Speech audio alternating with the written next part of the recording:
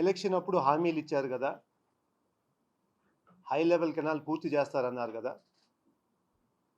26 మార్చిలో పూర్తి చేస్తారని మాకు హామీ ఇచ్చారు కదా, దాని సంగతి ఏందయ్యా, దాని పరిస్థితి ఏంది కొంచెం చెప్తారా అని అడిగారు.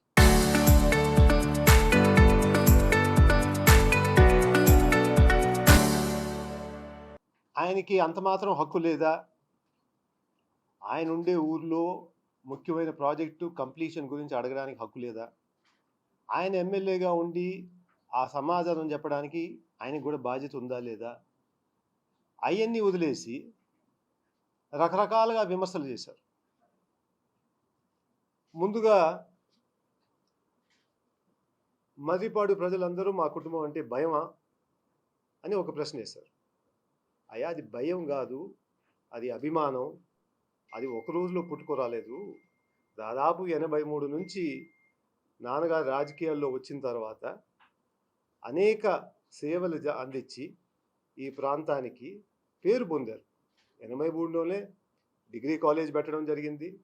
దాని తర్వాత నవోదయ స్కూల్ అని చెప్పి దానికి భూమి ఇవ్వడం జరిగింది. దాని తర్వాత ఒక ఇంజనీరింగ్ కాలేజ్ కూడా పెట్టడం జరిగింది.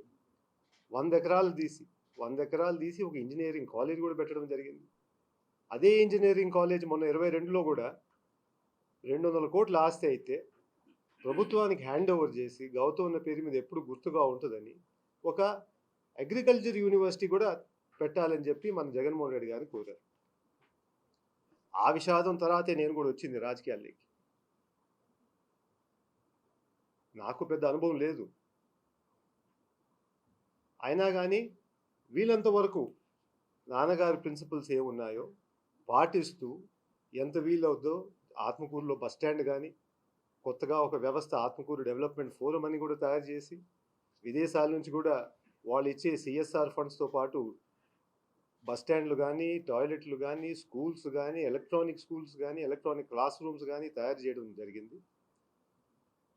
ఆ విధంగా పేరు పొందాను తప్ప, ఆ విధంగా ప్రజల దగ్గర నుంచి ప్రేమ పొందాను తప్ప వేరే విధంగా కాదు.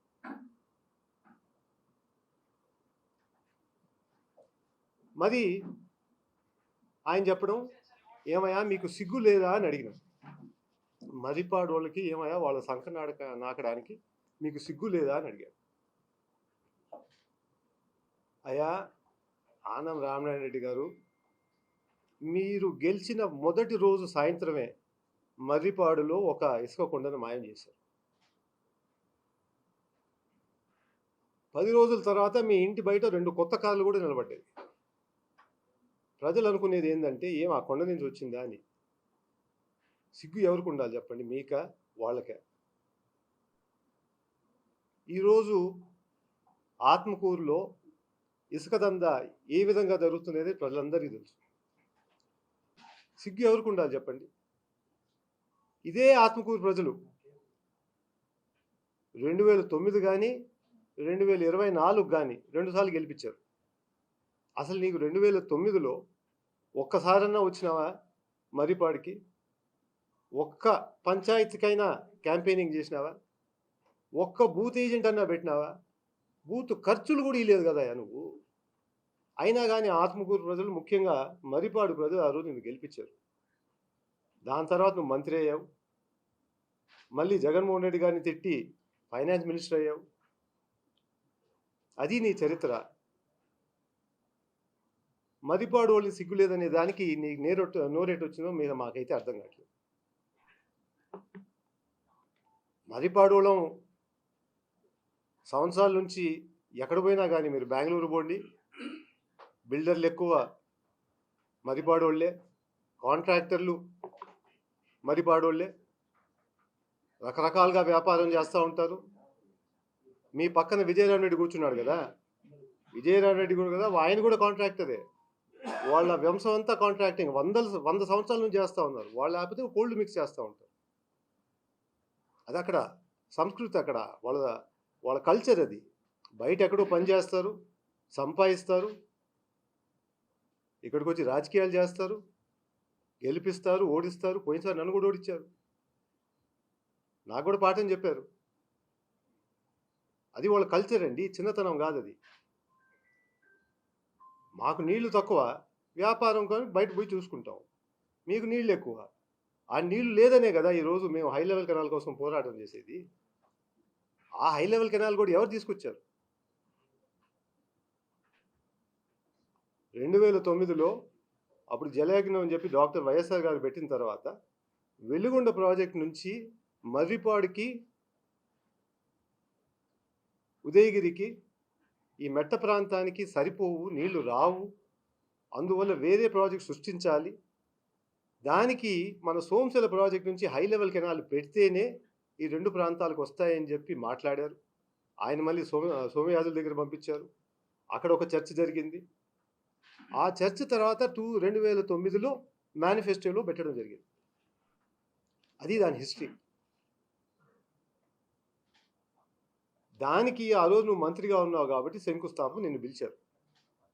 నువ్వు అక్కడ ఒకరోజు క్యాంపెయిన్ కూడా చేయలేదు, ఆ ప్రాజెక్ట్ గురించి కూడా తెలియదు. ఇప్పుడు మాత్రం గొప్పలు చెప్పుకోవడానికి మాత్రం ఈరోజు నీకు నోరు వస్తా ఉంది.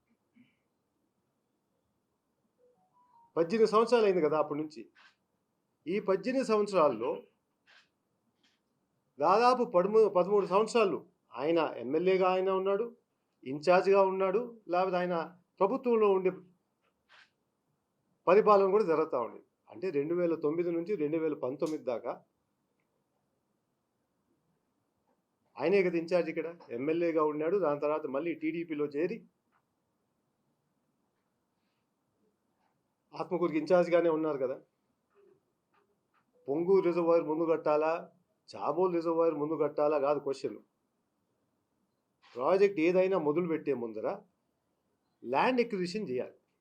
ముందు కాదు, అవసరమైన ల్యాండ్ అంతా తీసుకొని దాని తర్వాత ఎవరైనా ప్రాజెక్ట్ మొదలు పెడతారు. అది ఎక్కడైనా ఇండియాలో, భారతదేశంలో అయినా, రాష్ట్రంలో అయినా, ఎక్కడైనా కానీ అది ఫస్ట్ చేయాల్సి. మీకు అంత మాత్రం బుద్ధి లేదా? ముందు ల్యాండ్ ఎక్విజిషన్ చేసి కదా పని స్టార్ట్ చేయాలి. 2012లో నువ్వు ఎందుకు ఇచ్చావైతే ఫేజ్ 1 ప్రాజెక్టు? ఈరోజు కూడా ప్రాజెక్ట్ నిలిచిపోయిందంటే ల్యాండ్ ఎక్విజిషన్ జరగకుండా. దానివల్లే నేను ఎమ్మెల్యేగా చేసినప్పుడు ఆ కాంట్రాక్టర్ని పిలిపించాను. మెగా కన్స్ట్రక్షన్ అని, దాని తర్వాత ఏపీఆర్ అని.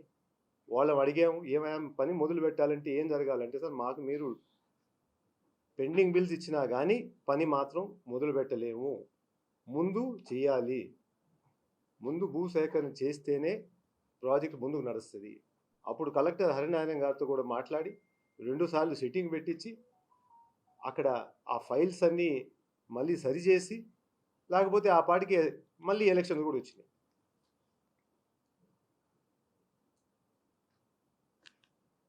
ఆయన అంటాడు, ఇక ఈ ప్రాంతానికి నీళ్ళు ఇచ్చేది నేనే, తెచ్చేది నేనే అంటాడు. అయా నీ చరిత్ర ఒకసారి చూస్తాం.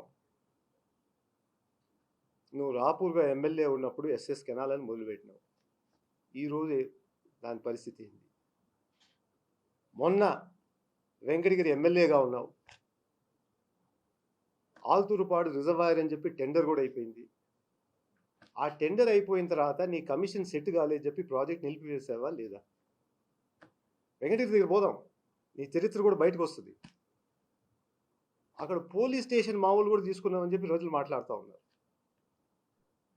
మళ్ళీ స్పిల్వే, సోమశిల స్పిల్వే దగ్గరకు వస్తాం. ఆ స్పిల్వే ప్రాజెక్ట్ కూడా మళ్ళీ ఆయన సరిగ్గా ఇయ్యలేదని చెప్పి ఆ స్పిల్వే ప్రాజెక్ట్ ఆపిచ్చేస్తాం. ఆయన ఆ కాంట్రాక్టర్ పారిపోయాడు. మళ్ళీ 2 సంవత్సరాల్లో కూడా వేరే కాంట్రాక్ట్ తీసుకొచ్చి పెట్టావు. పెద్ద మాటలు నీతులు చెప్పావు కదా అందరికీ.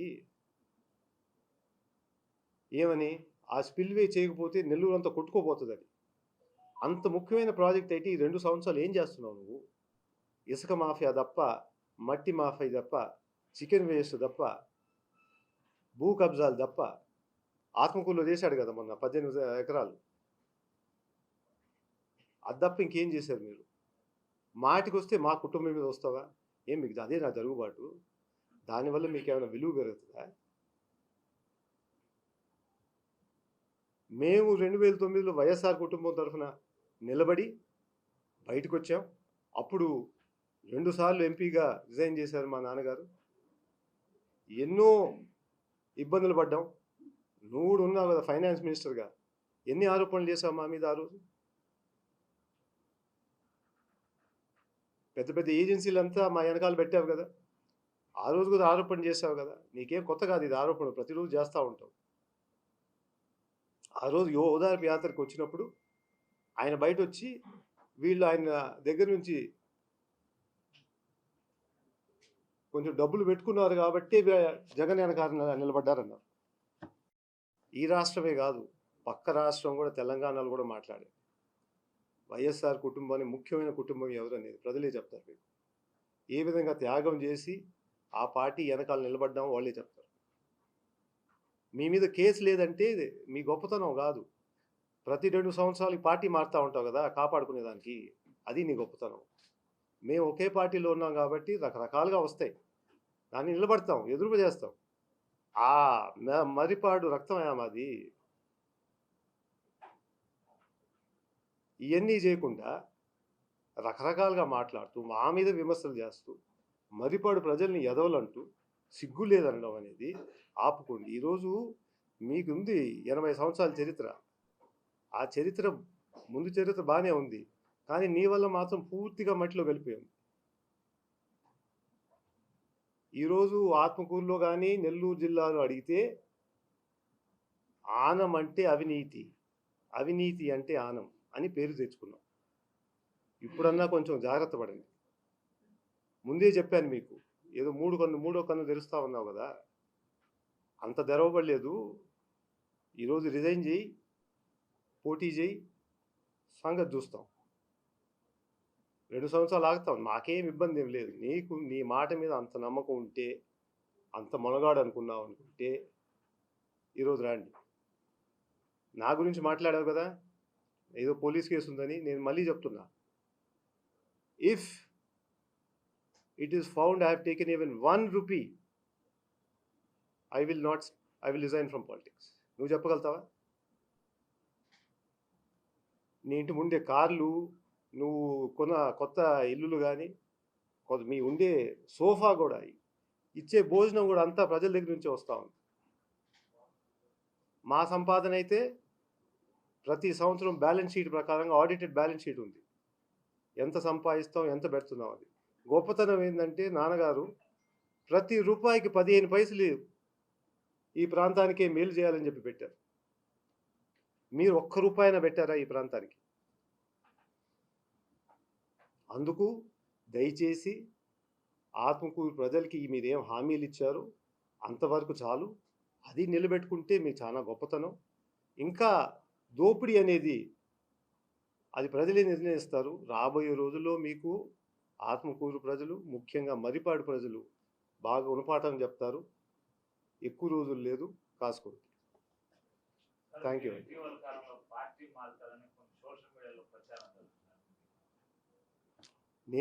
నేను చెప్పలేదు కదా, వాళ్ళనే అడగాలి కదా. ఇప్పుడు మీరు గమనిస్తే టీడీపీ స్ట్రాటజీ కానీ,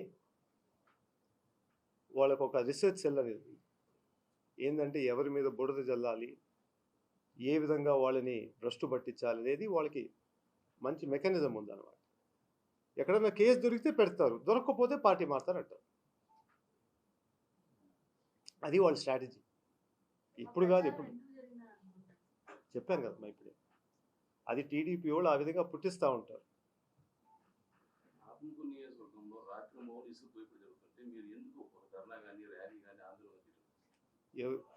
ఇప్పుడు మీరందరూ చూశారు, ఎవరన్నా బయటికి పోతే వాళ్ళకి మీద ఇమీడియట్గా కేసులు పెట్టడం జరుగుతుంది. మీరందరే ఎన్నోసార్లు ఆ యాక్సిడెంట్ జరిగినప్పుడు కూడా అక్రమ ఇసుక దందా అని చెప్పేసి ఎన్నోసారి హెడ్డింగ్లు పెట్టారు, కంప్లైంట్లు ఇవ్వడం జరిగింది, కలెక్టర్కి ఇవ్వడం జరిగింది. అయినా కానీ మొత్తం అధికారులతో పాటు ఈ ప్రభుత్వం ఏ విధంగా అవినీతి చేస్తుందో మీకే తెలుసు. ఇక్కడే ఆత్మకూరే కాదు, ఏ ఊరైనా తీసుకోండి, పక్కన మొన్న రాయచోట్లో కూడా చూపించారు, 100 బండ్లు అటు పోతా ఉన్నాయి. అంతవరకే చేయగలుగుతాం. ఆయన అన్నాడు కదా, మా ఇంట్లో ఇంజనీర్లు అందరని. ఆ ఇంజనీరింగ్ ఏదో తర్వాత చూపిస్తాం మీకు. ప్రతి బండి ఎక్కడి నుంచి పోయింది, ఏ రేంజ్ నుంచి పోయింది, ఎంత దువ్వినారు ఏందనేది అప్పుడు నా ఇంజనీరింగ్ చూపిస్తాను.